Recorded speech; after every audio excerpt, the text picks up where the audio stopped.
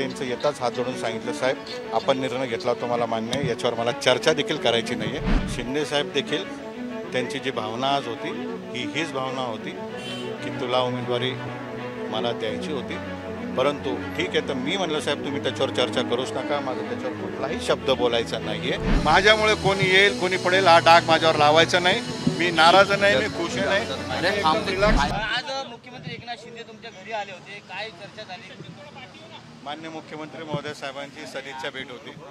या अगोदरही साहेब पालकमंत्री असताना संभाजीनगरचे त्यावेळेस आले, मुख्यमंत्री असताना आले आणि आज देखील आले.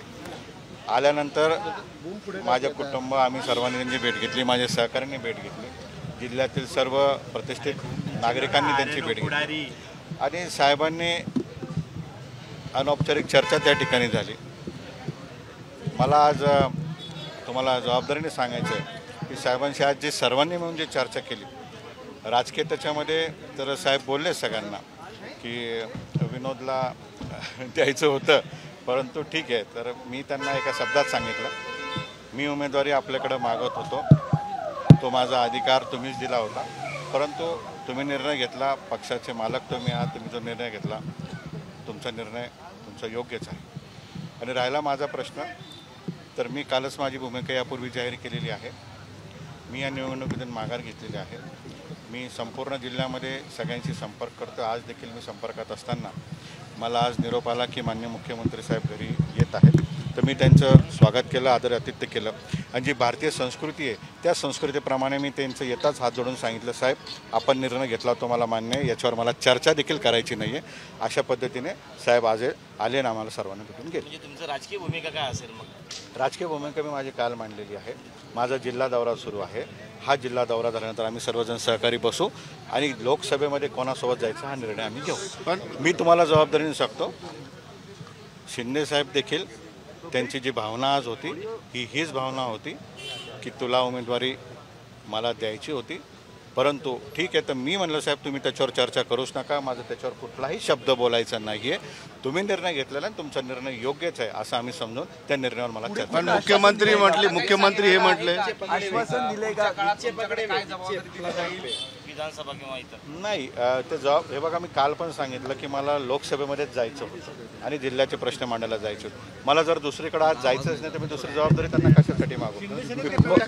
मी परत एकदा सांगतो की आज साहेबांनी एक कौटुंबिक भेटप्रमाणे आले. तुम्ही जर त्यांचे सगळं काही आता तुम्हाला व्हिडिओज पोस्टर्स दिसतील, एकदम निवांत बसलेले होते आणि राजकीय चर्चा त्या ठिकाणी कुठलीही झालेली नाही. कारण मी एकट्यात नाही भेटलो, सगळेजण आम्ही सोबत भेटलो. जनरल 4 ठिकाणी चर्चा होती. मला कुठल्याही प्रकारे ते म्हणलेलं नाही की तो माझ्या पक्षात आहे की अमुक पद आहे. त्याचं कारण असं आहे, मी माझ्या दरवाज्यामध्ये स्वागत करत असताना पहिला शब्द मी वापरला, साहेब आपण उमेदवारी जाहीर केलेली आहे, आपण माझा विचार केला, आपली तीव्र इच्छा होती परंतु काय अडचण देऊ शकले नाही, याच्यावर मला चर्चा करायची नाही. पण विनोद पाटील प्रचार करतील असं त्यांनी जाहीर प्रेसमध्ये सांगितलं की विनोद पाटील महायुतीचा प्रचार करतील. साहेब मला म्हटलेच नाही असं काही. प्रेसमध्ये बोलले. मला साहेब या लोकसभेच्या निवडणुकीसंदर्भात काहीच बोललेले नाही आहे. मी एक मतदार म्हणून आणि एक इच्छुक उमेदवार म्हणून मी काल माझी भूमिका जाहीर केली होती. मी परत सांगतो, माझा जिल्हा दौरा सुरू आहे. जिल्ह्यामध्ये माझं सगळ्यांशी भेटणं सुरू आहे. आज सकाळपासून मी पब्लिकमध्ये आहे, लोकांमध्ये आहे.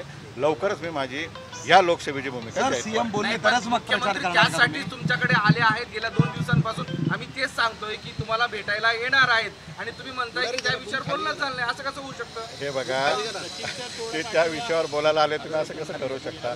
ते 2 दिवसापासून येणार होते. याच्या पहिलेच मला निरोप होता की ते माझे विड्रॉल जे काय काल मी भूमिका घेतली त्याच्यापूर्वी येणार होते. पण मी एक सामान्य कुटुंबातला कार्यकर्ता आहे. कोणी यावं, माझी समजूत काढावी, माझ्या पाठीवर हात ठेवा, मला कुठलं तरी राजकीय आश्वासन द्यावं आणि मग फॉर्म काढील, तर माझ्या लोकांशी बेईमानी झाली असते, माझ्या लोकांशी गद्दारी झाली असते ज्यांनी मला समर्थन दिलं. मी तुम्हाला जबाबदारीने सांगतो, मी एक विशिष्ट चळवळ करत असताना देखील 18 पगड जातीच्या समाजाने मला पाठिंबा दिला आणि मी जर राजकीय सौदा केला असता तर माझी किंमत शून्य झाली असती. मी परत तुम्हाला सांगतो, त्यामुळे त्यांनी यावं आणि मला लाडीगुडी लावं असं नाही. आज मी फॉर्म काढल्यानंतर ते या ठिकाणी आलेले, याचा अर्थ असा आहे की त्यांना कुठेतरी वाटलं असेल की आपण न सांगता यांनी स्वतःहून माघार घेतलेली आहे निवडणुकीतून, त्यामुळे ते मला भेटायला आले. पण सर्वेक्षणामध्ये तुम्ही 1 नंबरवर होता असं वारंवार सांगत होते. आणि त्या स्थितीमध्ये आता तुमची ताकद जिल्ह्यामध्ये वाढलेली आहे, लोकसभेमध्ये वाढलेली आहे. तर याचा अर्थ तुम्हाला विनवणी करणं किंवा तुम्हाला काहीतरी तुमच्या पदरात टाकणं हे आले असतील असं साधा गृहीत. मी छत्रपती शिवाजी महाराजांना स्मरण करून सांगतो, कुठल्याही आश्वासनावर चर्चा झालेली नाही. आणि मी परत जबाबदारीने सांगतो, एक कौटुंबिक, एक नॉर्मल, एक डिस्कशन त्या ठिकाणी झालेलं आहे आणि ते 4 चौघांमध्ये झालेलं आहे. आणि मी जर कुठल्या पदाला लालायत नाही, कुठल्या पदाला इच्छुक नाही, तर मग पदाचा विषय आला कुठून? जिल्हा दौऱ्यानंतर संदीपान भुमरेंचा प्रचारात विनोद पाटील दिसतील का? मी जिल्हा दौरा झाल्यानंतर सगळ्यांशी परत संवाद साधल्यानंतर जी जनता म्हणेल, जो उमेदवार असेल तो कोणीही असेल, त्या उमेदवारासोबत मी जाहीरपणे जाईल. हे मी आज पुन्हा एकदा जबाबदारी. मुख्यमंत्र्यांच्या विरोधातला उमेदवार सुद्धा हे बघा, मान्य उपमुख्यमंत्र्यांचा आदर मी का करतो? कारण सुरुवातीच्या काळापासून मी ज्यावेळेस सामाजिक प्रश्न त्यांच्याकडे घेऊन गेलो, मला कधीच त्यांनी रिकामा हात परत पाठवलं नाही. फोन केला, निर्णय घेतला, जी लढाई असेल त्या ठिकाणी सहकार्य केलं. त्यामुळं ते मला पितृतुल्य आहे. त्यांचा आदर मी कायम करेल. त्यांचाही मी मनाचा मोठेपणा जर तुम्हाला सांगायचं, ते देखील आज मला कुठलाही आग्रही नव्हते किंवा ते देखील माझ्यावर कुठला असं म्हणत नव्हते की विनोद तुला असंच करायला पाहिजे, तसंच करायला पाहिजे. त्यांनी उलट माझं कौतुक केलं की तुझी भूमिका मी बघितली, तू भूमिका योग्य पण मानली. या गोड संबंधाचा फायदा मुख्यमंत्र्यांना होईल का? हे बघा, मुख्यमंत्री ही फार मोठी ताकद आहे. माझ्यासारख्या किरकोळ कार्यकर्ते त्यांचा काय फायदा करू शकता? मी फार रस्त्यावरचा कार्यकर्ता आहे. मी तुम्हाला परत एक तळमळीने सांगतो, मला सगळ्यांशी चर्चा केल्यानंतर छत्रपती संभाजीनगर जिल्ह्यातील लोकसभेच्या निवडणुकीसंदर्भात भूमिका मी जाहीर करणार आहे. आणि ती लोकांना भेटल्यानंतर ती कोणती भूमिका असेल असा याचा अर्थ नाही की मी अमुकचाच करेल किंवा तमुकलाच विरोध करेल. कारण जो विकास करेल आणि लोकांना वाटेल आपला उमेदवार आहे, त्याच्यासोबत मी जाईल. काय गप्पा झाल्या का? फोन वाढले वगैरे वगैरे याच्या गप्पा झाल्या? कारण 45 ते 50 मिनिटे तुमच्या बरोबर मुख्यमंत्री बोलत होते. काय ऊन, आंबा मुख्यमंत्र्यांनी वगैरे उपवास काही तुमच्याकडे झाले का? सोडला त्यांचा. उपवास तुमच्याकडे सोडला मुख्यमंत्री. तुम्हाला जरी नाही सांगितलं ऐका, त्यांना ऊन वाऱ्याची चर्चा करण्यासाठी माझ्यासाठी गरज नाही. हवामान खातं, IAS अधिकारी त्यांच्याकडे आहे. आज त्यांनी कौतुकाने सगळ्या कार्यकर्त्यांशी, म्हणजे इथं सगळे पक्षी नगरसेवक होते, इतर पक्षाचे पदाधिकारी होते, सगळ्यांशी साहेब बोलले आणि नॉर्मली बोलले. त्यामुळं असं काही नाही. आणि मी तुम्हाला स्पष्ट सांगतो, उलट मला आनंद झाला असता एखादी गोष्ट राजकीय चर्चा झाली असती, काही ठरलं असतं तर मी त्यांना सांगायला लावलं असतं की साहेब ठरलं सांगा. पण जर ठरलंच नाही, माझी बॉडी लँग्वेज बघा, मी तुम्हाला स्पष्ट सांगतोय की मी फिरणार आहे आणि निर्णय घेणार आहे. तरी तुम्ही मला म्हणताय की काय बंद दारांची चर्चा बाहेर येऊ द्यायची नाही. लोकसभेबाबत काहीतरी म्हणलं असतील ना, की माझी थोडक्यात इच्छा होती, बंद मला दारांची नाराज केलं चर्चा तुम्ही, बाहेर येऊ द्यायची वगैरे वगैरे नाही. काही तुमच्या आतली बोललं असेल ना तुम्ही.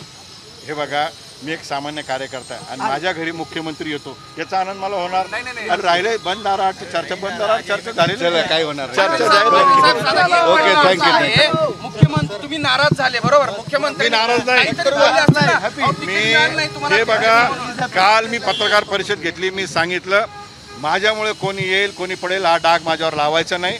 मी नाराज नाही, मी खुश नाही. मी एकदम रिलॅक्सपणे निवडणूक मध्ये भाग घेणार आहे. महाराष्ट्रातील सर्व बातम्यांचे विश्वासार्ह व्यासपीठ, सकाळच्या सर्व सोशल मीडिया प्लॅटफॉर्मला लाईक, फॉलो आणि सबस्क्राईब करा. तसंच सर्व नोटिफिकेशनसाठी बेल आयकॉन प्रेस करायला विसरू नका.